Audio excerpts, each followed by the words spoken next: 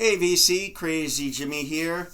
I get a like a part two of a video I did very early on. I did a recommended if you like Big Star video, and I'm such a huge fan of power pop and Big Star and all the little offshoots and side projects and bands that kind of sound similar to them. Like Badfinger and bands like that. So obviously Badfinger came I think before Big Star, but Badfinger was more like a Beatles thing.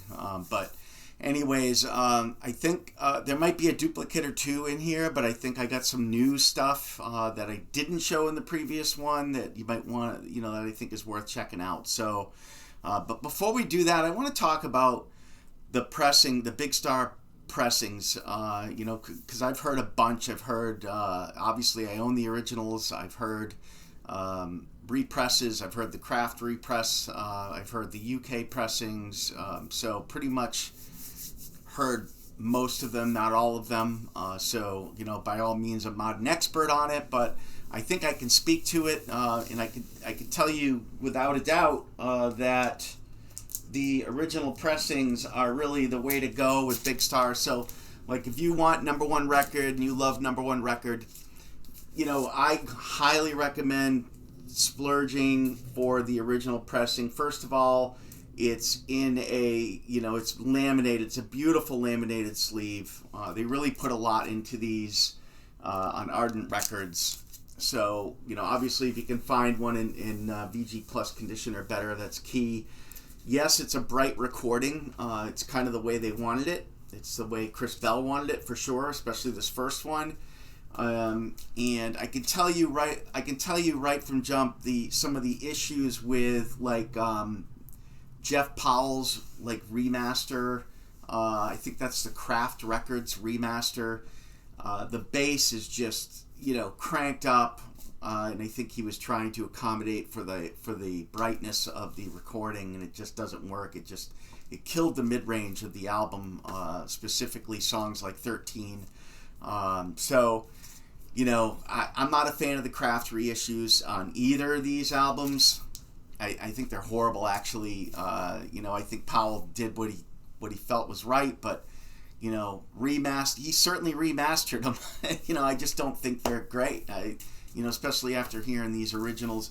And I want to show you some others too. I've heard some of the UK pressings. I've heard the double press, which I have here, and I'll show you. But let's pop over to that next. So we have, this is actually a really good sounding pressing of these albums. It's a double album released in the UK. I want to say 1977. Stax / EMI. This, if you're not going to get the original pressings, then this would be the next best thing. That stays true to the sound. It sounds phenomenal. The vinyl quality is audiophile quality. It's really clean. There's no debris in there. They didn't really go through the oil crisis that we went through. So, during this time period. So. You're going to find that the vinyl is really nice, the vinyl quality, and the mastering is great. As far as I know, they weren't remastered. Nothing was messed with. It was just put through, I believe it's a tape copy, so I don't think they had the master tapes for this, but it certainly sounds like they had them. So highly recommend this. If you're not going to, you don't want to spend the $400 to $600 to get a nice copy of number one record, and $300 plus to get a nice copy of the original of this, then this is the next best thing, the UK 1977 double. Still, I would go for the original. So also I have this I want to talk about. So for third, obviously we all know this is the original. There was a test press, which is the very original, but, getting your hands on that without spending thousands of dollars, forget about it. So this is the original, mass marketed on PVC for third. Sounds fine. I think this Dojo, is it Dojo or Dodo? I don't know, Dojo or Dodo. This UK pressing here sounds every bit as good as the PVC. It's going to be, 1/8 of the price. You can pick these up for around $75 now, maybe $100 depending on condition. But the beauty of this one is it contains like every track, contains like most of the tracks. There's stuff on here that was recorded for this session, Dream Lovers here. Obviously all the regulars. Downs is on this. What else? Whole lot of shaking going on, which I'm not a fan of, but it's on this. So there's like three or four extra tracks on this that are not on the original test press. So I do recommend that Dojo if you don't want to splurge for the PVC. Next up, just some live stuff I want to show you. First of all, this live album is, it's cheap heat. I mean, this thing really, this is really well recorded. This is not an audience recording. This is definitely like, I think it's a soundboard. It's a really nice recording. Probably the best recording of vintage Big Star live that you can get. So do not sleep on this. Live at Lafayette's Music Room, released on Omnivore. It's got, 5, 10, 15, 20 tracks. There's even an interview here with Alex Chilton and Andy Hummel from 1972. There's some great covers on here, like Hot Burrito 2 from,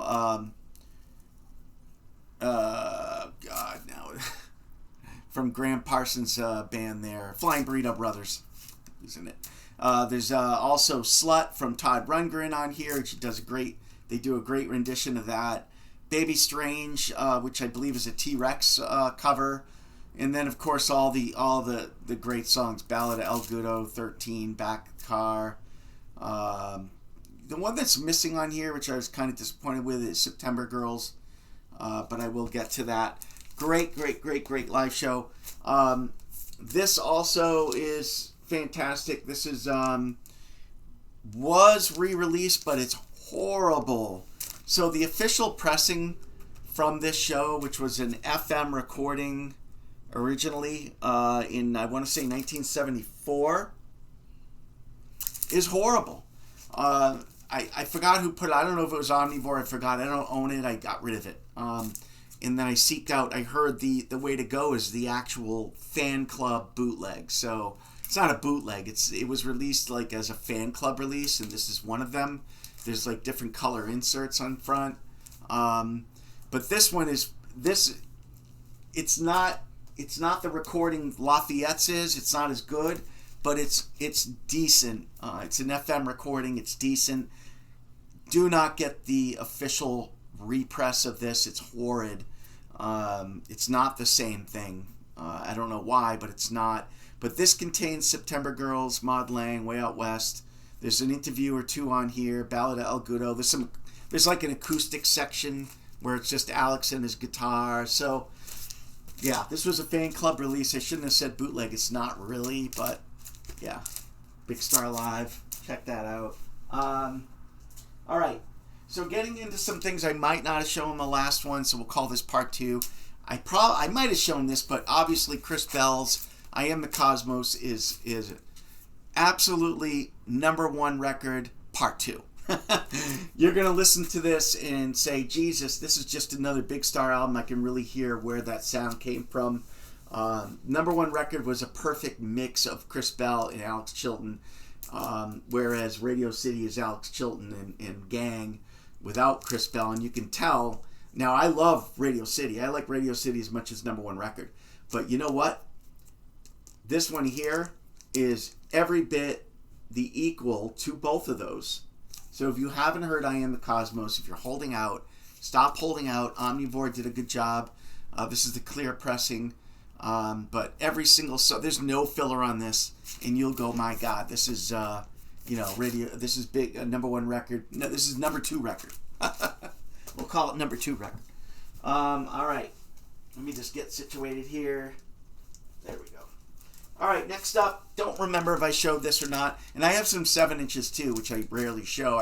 I've got thousands of 7 inches, and I never show them, so I'm going to show a few today. But Cargo, and this one's specifically, this is on Arden Records, So this is from the early 70s. I want to say 72. You know it's going to be Big Star sounding. Yes, it has Big Star elements for sure. This has the rare hype sticker, which you never... This is the only one I've ever seen of this in years. And I saw it, and I'm like, I'm buying that. Because I've never seen a hype sticker on this album. This is also laminated, just like number one record. Really good stuff. Cargo self-titled album. You need this if you're a Big Star fan. All right. I've gone over these. I think this was in part one, but I'm going to show them again. Van Duren, Are You Serious? Do not sleep on this artist. This is the U.S. pressing, mastered by none other than Bob Ludwig. Sounds phenomenal. This is the U.K. pressing. And by the way, I like the cover of the U.K. better than the U.S., but the sound quality is a little better on the U.S. than the U.K. But again, just, love the album. It's one of my top power pop albums. So, test pressing for Are You Serious? Right there. Bob Ludwig master. Sounds great. And then the unreleased, never released follow-up to Are You Serious that he did back, started recording back in 78, 79, and was going to release in 1980. Just every bit as good as Are You Serious? Not quite as good, but really good. Idiot Optimism. Omnivore did us a favor and got a hold of those master tapes from Van Duren, who there was a wonderful documentary released on him, by the way. You need to see that. But of course, I gotta pick this one up because this is the first time it's ever been on a vinyl. All right, and my records are kind of dumping, so bear with me. Okay. Next up is like a mixture of all of them. Like this is Prix and Historics. Great, Big Star-esque album, recorded in 1975 and 76. And who's on this, you ask? Alex Chilton, Chris Bell, Rick Clark, John Tiven, Tommy Hoehn. I mean, this is like a super group of Memphis right here. And boy, does it sound great. And, it's got your power pop on here, but so much more going on. So don't sleep on Prix either. And I got a 7-inch. I'll show you of them too. Speaking of Tommy Hoehn, now I know I showed this in part one, but you got to get, all his stuff is on Power Play, great label out of Memphis. But this is his first one, Space Break. This is the original pressing with the original cover. I love the cover. I love that. And then this is the repress of it. Like next year, the year after. So this was 1978, I believe. They repressed it and added a song on it called Fresh Matches. Now, I love the cover on this so much better, but you gotta have this because of the extra song. But great stuff. Then also, I Do Love the Light was his next release in 1978. Great power pop album. And then, I think we showed that one. And then this is his EP. This one's super hard to get. You never see it. I believe only 500 were pressed. So when you do see it, put it in your want list. When you see it, grab it. Don't hesitate, because you will be left out in the cold. Next up, another Memphis band, ardent recording artist, the Hot Dog, or Hot Dogs. And this is their first release here, I think this was 72 or 73. Say What You Mean, great power pop album, reminiscent of Cargo as well. And then this is the Tax Scam. They had a follow-up, a bunch of demos recorded in the early 70s for a follow-up that was supposed to be released around 75, 74, 75. Never got released. Ended up in the hands of, I think, not Levy, Morris Levy, but one of the crooks that was using the IRS to, for a tax break and all that, tax loopholes that when it came to writing off music. But this is Hot Dog. It's really the Hot Dogs from Memphis. This is their follow-up demos. They don't sound like demos to me. They sound like they're really fully fleshed out. But great power pop album. Would have been every bit as good if it got released as the first one. Unfortunately, this is on Guinness, and it's a tax scam label. Unfortunately, they only pressed probably 100 of them, and they chucked most of them. So you're never going to see this. And when you do, you want to grab it. So the cover's stupid. But then again, most tax scam covers were tossed off. So all right. Now some 7 inches and then a few other goodies. So this is Tommy Hoehn's I think this is his very first 7-inch, Blow Yourself Up. Not on the original, the first Space Break. So, and the songs on this are fantastic. So had to get that. Again, on Power Play. Highly recommend this. It's hard to get this with a decent sleeve because it's just paper. It's very fragile. So typically, if someone's grading this as mint, I would question them on it, because it would be you're going to be hard pressed to find this in anything better than VG as far as the sleeve goes, because it's just really thin paper. Ooh, you know what? I missed a few LPs, but let me get through the 7 inches first. Next up, this is the John Bird Band, Earth Band Blues, right there. Again, a paper sleeve on Power Play Records out of Memphis. Fantastic. Alex Chilton actually sings on this. So really good. 2 tunes on this that are really good. And I think this one's pretty costly, but well worth it. An original Prix 7-inch right there, and I love the label on this. Great stuff. I think all 3 of these songs are on the full length, but these are the original recordings from the master tape. So, and they do sound better than the Omnivore release. So they do sound better on that 7-inch. This is a super rare 7-inch on Beautiful Records by Cargo called, and the song is called Wondering. Flip side, Feel Alright. So the single is Feel Alright. That was the hype sticker. But the flip side is a exclusive only to this release called Wondering. These are really hard to come by. Not many of them were pressed on Beautiful Records. So if you like Cargo, keep a lookout for that. And then I got some 7 inches from Big Star. One of them is really notable. This one here. This one is, I'm going to take this one out because this is pretty cool. This one here is very desirable. This is not the El Goodo test press. I am looking for that one, but I'm not going to spend an arm and a leg for it like they're asking. But this is the single, and I think only 10 of these were pressed, maybe less. Oh My Soul, which Oh My Soul was pressed as a double A-side. That one's common. Probably $25 you can get that one for. But this one is the one with Oh My Soul, and then on the flip side, and I don't know why they did this, but on the flip side, it's Morphia 2 and I'm in Love with a Girl. You never see this. And boy, do these tracks sound great on this 45. So certainly, you're going to pay a premium for that one, but if you're a Big Star fan and collector like I am, you're going to want it. Next up, Big Star, like a four song EP.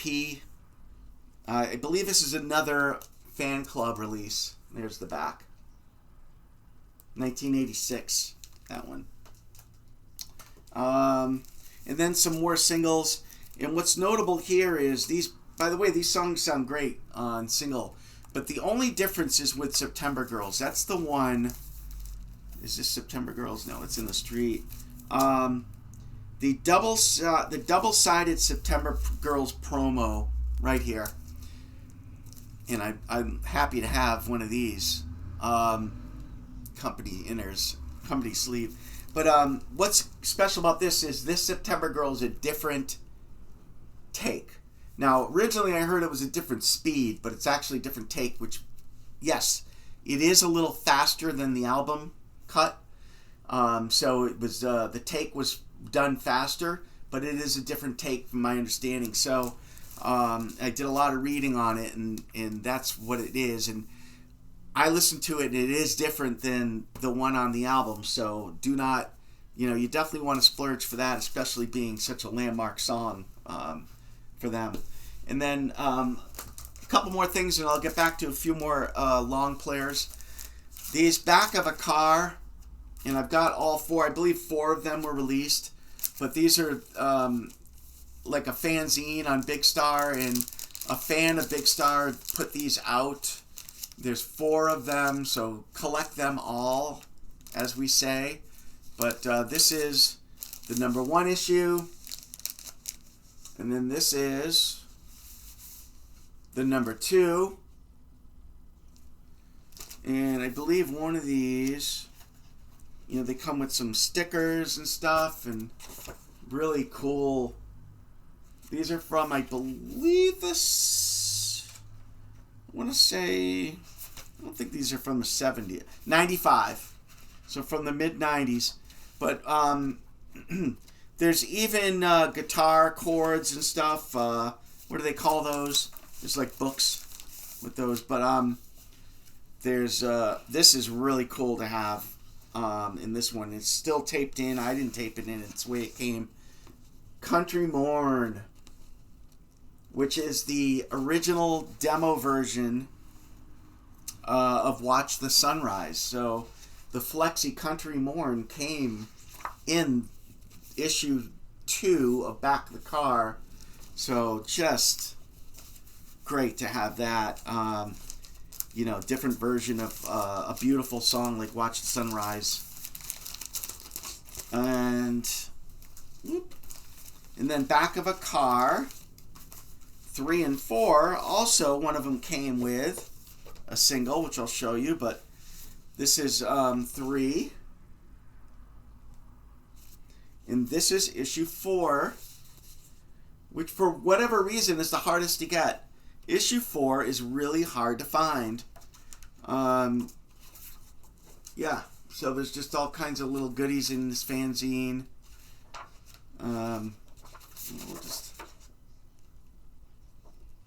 Cool stuff.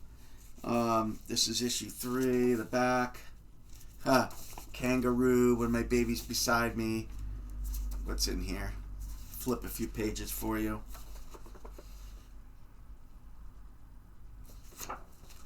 Blue Moon, Watch the Sunrise. I got to read through this again. I've gone through them once, but would like to go through them again. But yeah, if you're a fan of this band, you need to collect these. And then the single I was telling you about that came with, I believe, issue 3, I could be wrong, is this Van Duren / Tommy Hoehn 745 Memphis 70s Pop, it's called. So The Love That I Love is by Van Duren and Jody Stevens of Big Star. By the way, that's a beautiful, beautiful ballad, as good as anything any one of them have done. And She Might Look My Way demo version, Tommy Hoehn. And I think it's duplicated on the other side. So those are the 2 songs. But yeah, great collectible to own there. Probably don't see that too often, I would imagine. But yeah. Alright, let's pop these back in. And then I'm going to show you the rest of these long players I would recommend if you're a fan of Big Star Part 2. We'll do this on my time. There, we'll put that up there. Alright. Next up, the Flaming Groovies. Shake Some Action. Now, I love all Flaming Groovy stuff, but after Loney left the band, Wilson and... Is it Wilson and Cyrus? I don't remember, but The surviving members, turned into like a power pop band, and great reference point would be Big Star with these, for sure. A little Badfinger going on as well. The reason I'm showing you two here is one is a US and one's a UK. Now, why would I own a UK and one US? Well, because the track listings are different. So the UK press, now while all the same songs are here, they're in different orders, which can drastically change your listening pleasure of an album. So they're in different order. So yeah, and the UK pressing is on quieter vinyl, but I think the US press sounds a little better, but I mean, they're both great. So if you're a fan of power pop in that band, you definitely want to seek that out. Probably both. And then a couple more here to show you. This Dwight Twilley band, Twilley Don't Mind, is probably the one that sounds the most like Big Star. Now, I like the first one too by them, Sincerely, I think it's called. And even the one after this is great. But this is the one here that sounds most like Big Star. Twilley Don't Mind, Dwight Twilley Band. The Scruffs is another one, Memphis band on Power Play. They have a mix. This is more of a mix of Big Star with Modern Lovers and maybe a little Velvet Underground. Definitely some punk attitude going on here. Probably a little more of what Alex Chilton was doing solo-wise in the late 70s right here. So, but great album by the Scruffs on Power Play, 1977. And then last but not least, I think I did show this in the first one, but you know what? I'm going to show them again because you can't get... The first two albums by Blue, and even the third and fourth one are good. These are power pop masterpieces. They even look like Big Star, like if you see them from a distance, This is 1972, self-titled by Blue. Really good. Really good. Scots, I believe they're from Scotland. This is a US pressing. The UK pressing is great too. I have both. And then this is their second release, Life in the Navy. So this is more power pop, straight up, Badfinger, Big Star-esque.